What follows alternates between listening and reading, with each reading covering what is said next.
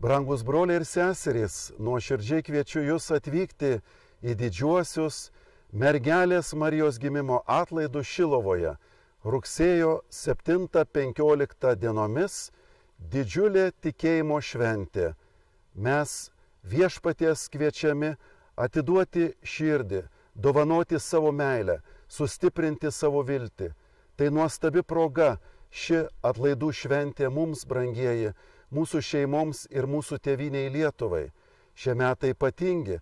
Popiežius Pranciškus paskelbė jos maldos metais, rengiantis didžiajam jubiliejui. Šių atlaidų šūkis Dievo žodis yra gyvas ir veiksmingas. Visa tai kalba apie Dievo troškimą mūsų stiprinti, mūsų apgaubti savo meilę ir mus drąsinti einant gyvenimo keliu. Te užtaria mus mergelė Marija, te sustiprina mūsų brolių ir seserų bendrystė, te šie atlaidai ir jų šventimas būna proga mūsų širdžių atsivertimui, džiaugsmui ir įkvėpimui. Visų laukiame atvykstant, visų nuoširdžiai prašome būti vilties piligrimais keliaujančiais šiuo gyvenimo keliu į mūsų viešpaties karalystę.